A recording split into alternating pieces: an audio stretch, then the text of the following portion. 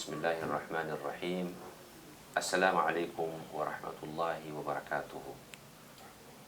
كل تيمبولو ميلمبي سلام TV كولي ويبالي كلوكو ميلاكو webale byonna byotuusizaako engalo tusaba Allah subhanahu wa ta'ala tuteeremu omukisa mu bye tukola ebisuze nga tebiwedde tubitandikireko enkya ate bitwanguyire abafunye ebizibu ebitali bimu tubasaasira tusaba Allah subhanahu wa ta'ala abanyiga ebiwundu aboozeeko ennaku ate abawa okugumiikiriza mulyoke mufune empeera kubanga obugumiikiriza buliko empeera nnene nnyo nnyo nnyo nnyo ate nga bw'otagumiikiriza ofiirwa nga ate nekiri kyofiirwa togenda kuddamu kukifuna. Obusiraamu y'empisa yaabwo kugumiikiriza n'otunuulira ate ekiddako. Nze Mustafa Muhammad Mtuhe nkwanjulira program empisa tulina Sheikh Najib Ismail Akasozi munnabutambala. Sheikh tusanyusa okukulaba. Alhamdulillah. Webale kujja. Amiina. Alhamdulillah. Sheikh nga sikulwise eyo kwa twateekawo kasubi kati tukajjawo we twakoma twalaba Nabbi sallallahu alaihi wasallam nga alina abantu bagenza okugolola ettumba naye nga okugolola ettumba okwo nga oda okuva ewa Allah subhanahu wa ta'ala era n'otulaga nti kyali kyetaagisa lwa nsonga ensi gye yali eraga mu maaso abantu bali beetaaga okumanya nti bw'okola endagaano olina okugikuuma si kukola ndagaano leero enkya ne weekyusa n'okola birala kuga nti abantu okubeera ab'empisa n'okubeera kuwa bannaabwe ebitiibwa balina okukuuma endagaano zaabwe. Era yali agenda okubonereza abayahudi Banu Qurayza n'asitula ejje eryamusangayo n'ebyali awo byonna twabiraba naye watulaga nti Nabbi sallallahu alaihi wasallam yennyini yasalawo okuteeseganya oba okwogerezeganya kubanga kino kyo tuze tukigamba abantu nti ekikulu mu busiraamu bino byonna bye tuwulira nti olutalo lw'egindi ekigendererwa tekyalinga kulwana kwalinga kutereeza. Okutereeza kwamalanga kugaana okugolola ettumba ne kulyoka kujja oba ekitala ne kiryoka kivaayo. Naye Nabbi sallallahu alaihi wasallam we yayagala ennyo okutereeza otugamba yabagamba nti mulaba mutya singa tubaleetera omuntu gwe mutegeeragana naye oba omuntu gwe muwangadde naye oba omuntu ategeera olulimi lwammwe musobole okwogerezeganya naye ajje yababeera wakati kye bayita mediation yababeera wakati waffe nammwe ng'ava eno mu basiraamu. Awo we twakoma Sheikhe naye nga tetunaakuyingira waawo. Nabbi sallallahu alaihi wasallam lwaki teyalonda mu Bakuraishi oba muntu mulala yenna wabula n'alonda oli munnaabwe ng'ate tukira nti obusiraamu butugaana nnyo okwekubira okwo abeera tabalaze nti mukole ebyammwe naffe tulina ebyaffe oba bwe bakabira nti kabira yammwe mu bwe mutyo bwe mwetegeera kigendererwa kyekyalimu kyama kyekyalimu. أعوذ بالله من الشيطان الرجيم بسم الله الرحمن الرحيم الحمد لله وبه نستعين على أمور الدنيا والدين ثم الصلاة والسلام على رسول الله صلى الله عليه وسلم وبعد tumwebaza Allah olw'obulamu n'okubeera nti akyusakyusa embeera y'obudde abalima ne balima abakungula ne bakungula n'abafuna ne bafuna ebyo Allah yabeera abawadde. Tumusaba wa kitiibwa atuwangalize ku busiraamu ate atuuka okutujja mu bulamu bw'ensi nga tuli basiraamu abakkiriza so si abasiraamu ab'amannya obunnya. Tusalira ku ekitiibwa Nabbi waffe Muhammad sallallahu alaihi wasallama empajiruwaga okubeera nti tusoma eddiini eno nga naye tugamba nti yayita mu bugubi okubeera nti agifuna naye oluvannyuma ate yamala neetebenkera era tusaba Allah subhanahu wa ta'ala akkiriza obubaka bwe naffe be buba butuuseeko tubuteeke mu nkola ate tubeere ekifaananyi ekyo kyennyini Allah subhanahu wa ta'ala kye yatukubira mu Qur'an akakasa nti mazima ddala yaffe abalina okulabibwako eri abantu abalala. So tetujajaamya nnyo ddiini yaffe era bwe tuba tugiwuliddeko ekintu ekitali kituufu ne tukakasa ddala si kituufu buli musiraamu abeerewo okudifendinga eddiini ye. nabiyuna Muhammad sallallahu alaihi wasallama kyakuyiga oba kyakulabirako ekyebbeeyi. Tuyinza ku kibuuzo kyozze nakyo nti lwaki yabasindikamu omuntu waabwe yennyini ate nga twali tusuubira okubaamu okwekubiira. Ekyenjawulo abakulembeze baffe abamu kye baali mu okutegeera nti oddidde omuntu n'omujja gy'omujje mu disitulikiti endala ate n'omusindika mu ndala y'abatereeza ebyayo, obwiki nti oba oleeseewo embeera etali ntuufu. Minisita w'e Karamojja alina kuba nga ava Karamojja, tosindikayo bwembalala kubeera w'e Karamojja. Bategeeragane. Nabbi Muhammad sallallahu alaihi wasallam okusindika ba Muadh abo agende nga basindika Yemen baalina oluusi obukwate ku ki? Akakwate ku nsonga eyo, era bwe yabakuutira nkola yagaa nti kola kino mu bbo ate okizze mu bbo tokikola ki? Tokireeta eno. So Nabbi Muhammad sallallahu alaihi wasallam kana yurid, yali ayagala al-adala, obwenkanya. Naye ng'obwenkanya obwo ye nga ye omukulembeze yali asobola obukola, naye yayita sahaba eyali ava mu Banu Quraidha oba yali ava mu Bayahudi abo mu kiseera ekyo alamule mu bbo aleme kwetiiririra, kwegamba kuteeka ddiini y'ebbali. Era mu mbeera eyo mu ebyo ebintu byonna byonna ebyajja bigwa, Nabi Muhammad sallallahu alaihi wasallam kye yasembyayo mu bigambo bye ng'atukuuta, yagamba nti omuntu yenna anaawangala obuwangaazi obungi fasayala ikhtilafan kathira, ajja kulaba enjawukana nyingi. Nti omuntu ne mu ddiini olwaleero asobola okugamba nti bano bange sijja kukola ki? Sijja kubayisa bwenti, naye kijja mu mbeera emu oba endala. Nabbi sallallahu alaihi wasallam era mu hadithi entuufu yagamba nti unsur akhaka zaliman aw mazluman, naye ekyo kijjawo ng'omutaasiza ku bwenkanya. Ng'omutaasiza ku bwenkanya.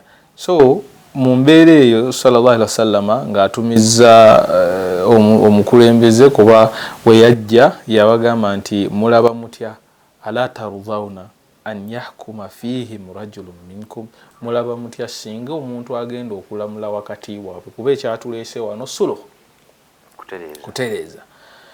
Ekyetulese kutereeza, so tetugenda kutereeza na kwekubiira, tulina kutereeza ng'obusiraamu bwe bugamba. Olwaleero ate kino kankizzeeko mu mbeera z'obufumbo, tulinawo abawalimu oluusi abanguyiriza okugaba talaka wakati w'abantu abasoowaganya ababiri. Tinajja nti seeka yagambye ate nti omukyala yagambye omuyisa booti ne booti ne booti ne booti, n'awandiika talaka n'agikuweereza.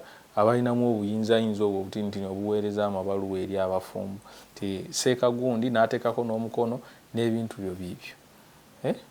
Allah yagamba nti wa in khiftum shiqaqa bainihima fab'athu hakama min ahlihi wa hakama min ahliha in yurida islaha. Oluusi omwana ono omuwala ajja ew'omuwalimu ng'azze kufuna ki?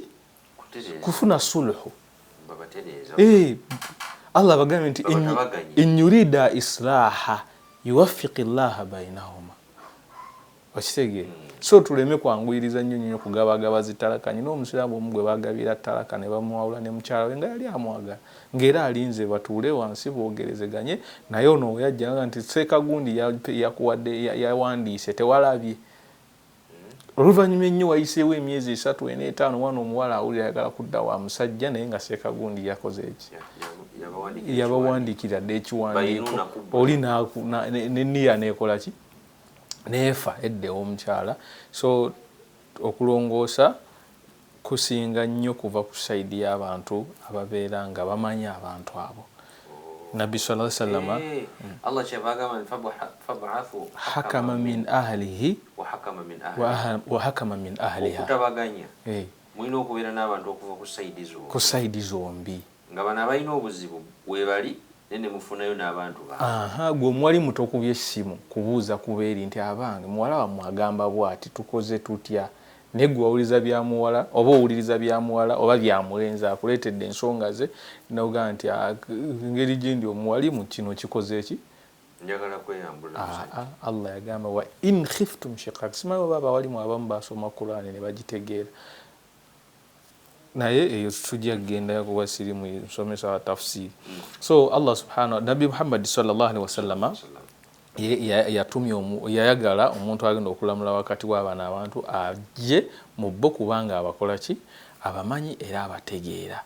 Naye mu kiseera ekyo eyali asobola okulamula wakati waabwe yali Saad ibn Mu'adh, ate nga teyatambula na Nabbi Muhammad sallallahu alaihi wasallam mu kugenda mu Banu Quraidha.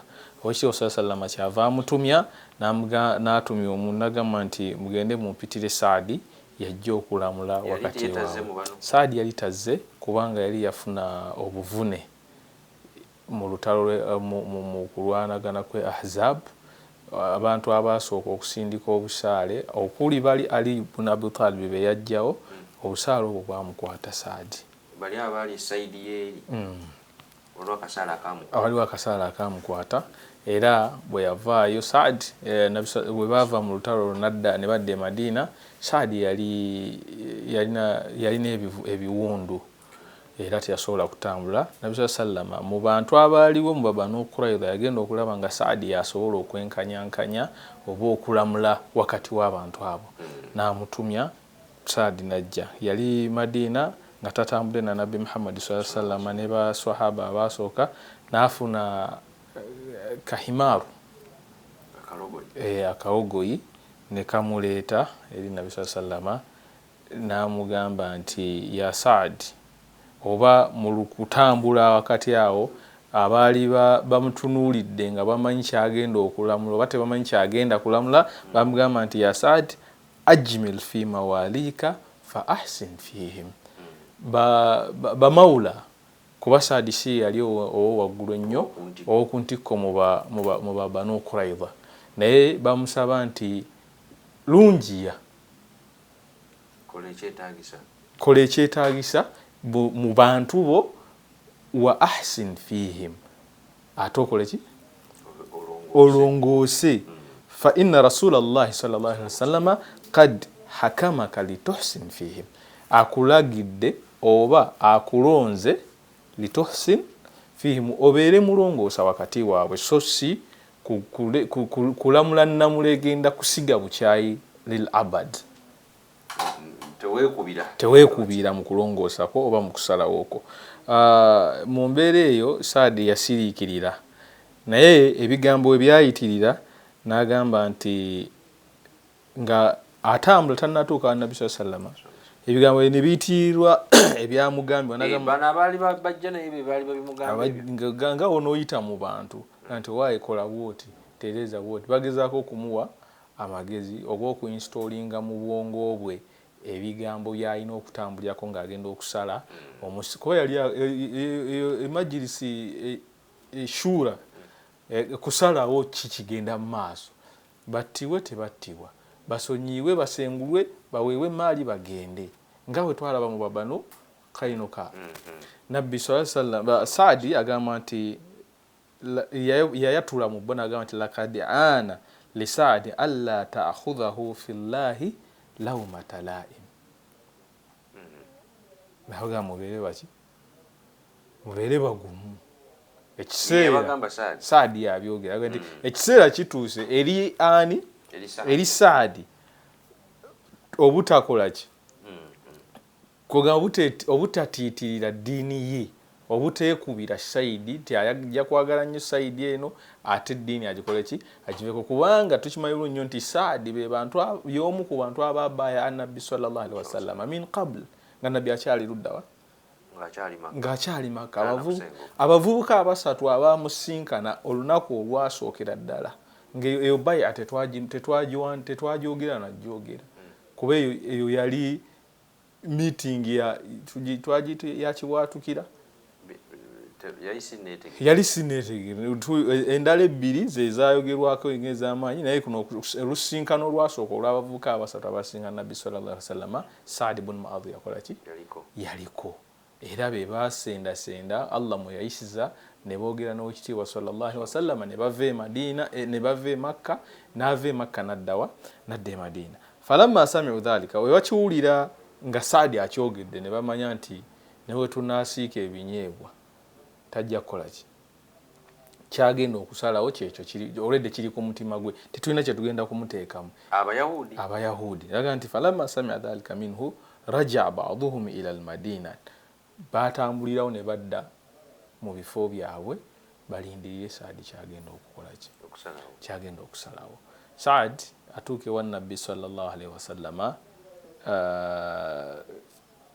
nabbi sallallahu nga mulabi yazze n'agamba abaswahaba oba abaaliwo okumpi naddala abaali ku saidi y'aba ansari ab'e Madina n'abagamba nti qumu ila sayyidikum ng'akoze eki ng'atuuse jjukira ajjira kahimaaru ku kalogoyi tasobola kutambula era kamutuusiza ddala we yali sallallahu alaihi wasallama ne bamuggyako bujja ne bamuteeka wansi nga n'okujjako tasobola bwe bamuggyako ne bamuteeka wansi falamma nzaluhu bwe bamala okumussa wansi qaalu ne bamugamba nti ya Saadi inna haulai alqawm mazima abantu abo kad nazalu ala hukumika bakoze eki baliwo olwaleero ekigenda okubayimirizaawo bulamuzi bwo bwogenda kulamula gye bali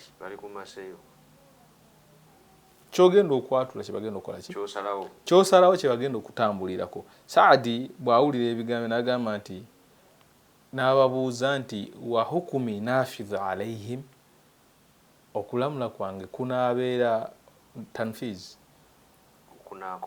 kunaakola gye bali kuga kyennaaba njogedde kinaateekebwa mu nkola gye bali oba n'agamba ne bamugamba nti naam n'ababuuza nti wa ala almuslimina nammwe abasiraamu kyennaaba nsazeewo munaakitambulirako nga nabbi sallallahu alaihi wasallam asiriikiridde Saadi ali mu ansari mulimu mu bba abayahudi abaasiramuka abataali banaafiqu nga mulimu abanaafiqu bennyini era baalimu bawuliriza baagala Saadi asalewo n'ababuuza nti wa ala almuslimina ne ku basiraamu ne bamugamba naamu n'agamba nti wa ala man hahuna na buli yenna ali wano kati eyo ibaara edda ku baki ku bayahudi edda ku bakuraishi ab'e Makka abasenze ababuuza nti hukumi nafidh alaihim okulamula kwange okusalawo kwange kugenda kunaagenda gye bali kunaabeera effective. Ekyokubiri nammwe abasiraamu munaakwekwatako. Ekisembayo wa ala almuslimina min al ansari so si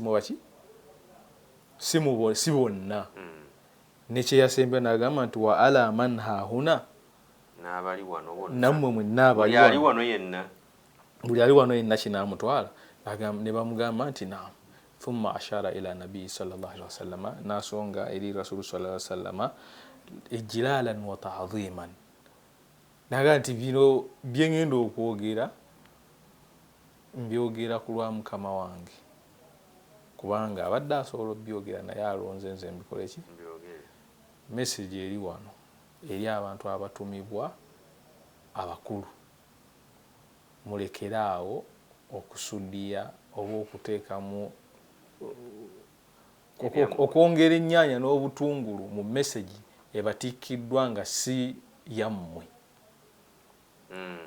Kulembeze yagambye bw'ati era kyagenda kibakolera n'ebyataakole n'obyogera n'olimba abantu omuntu Nabbi sallallahu alaihi wasallam yasaasira nnyo omukulembeze omulimba kubanga ne bw'oba tolimbye kyoyogedde kirina kuba ki kirina kuteekebwa mu nkola naye tujja ntufuna ddala ku mikolo gino simala kufiirwa gundi yazze bamutisa obubaka bwa gundi mbukatikkiro simala bamutisa obubaka bwa kabaka n'asooka alimbira omwo n'ebyakabaka by'ataaliyogedde simayo ne yeetisse prime minister bubaka bwa president n'asooka alimbira omwo mu bubaka bwa president simala nze haji abadde alina okubeerawo naye ansindise aŋŋambye mbagambe nga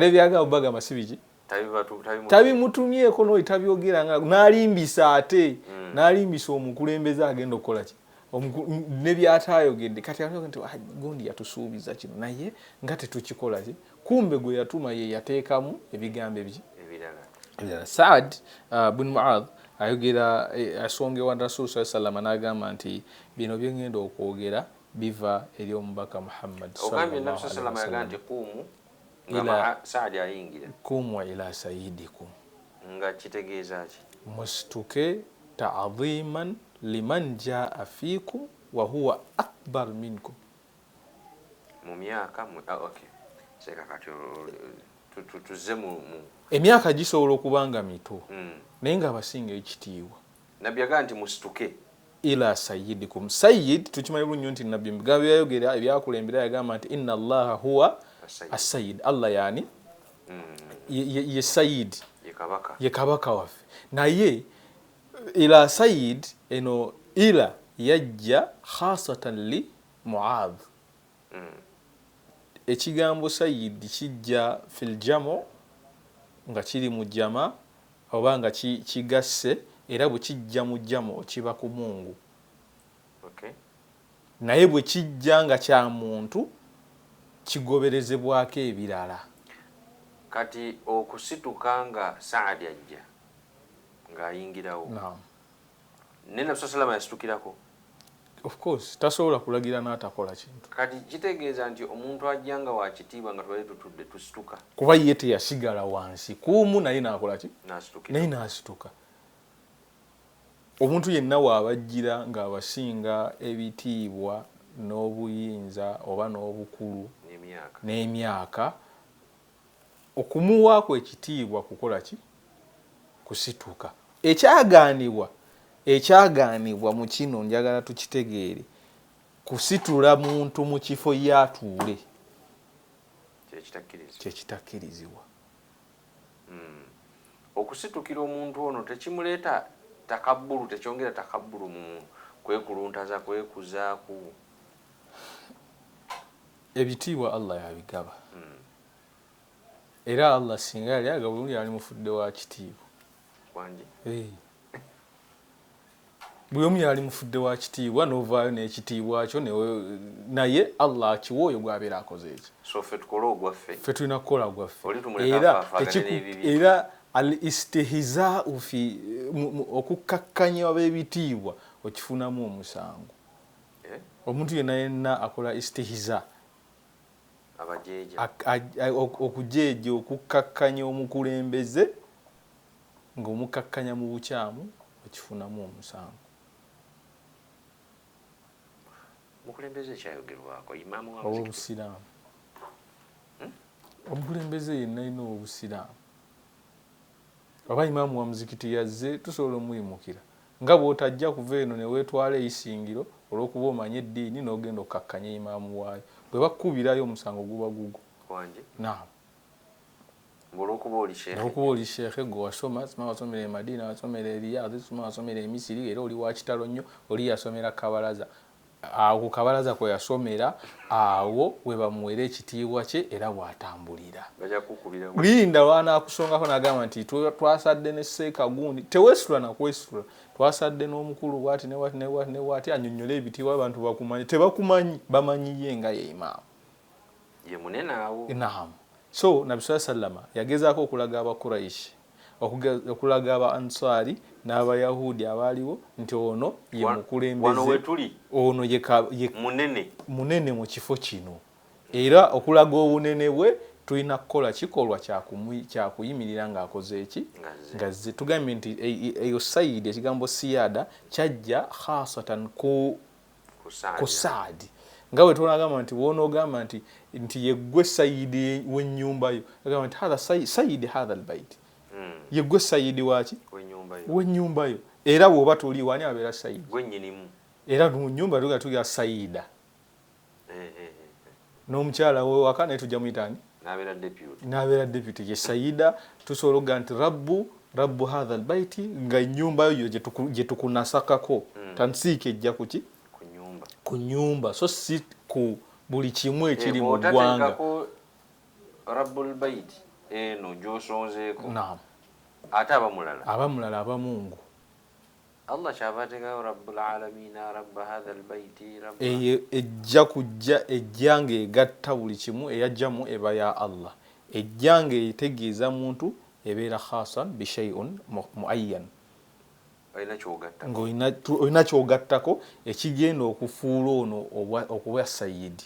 Era Saad yajja nga sayidi wa qawm min al ansari mu banswari n'abayahudi n'abasiraamu abaaliwo mu kiseera ekyo.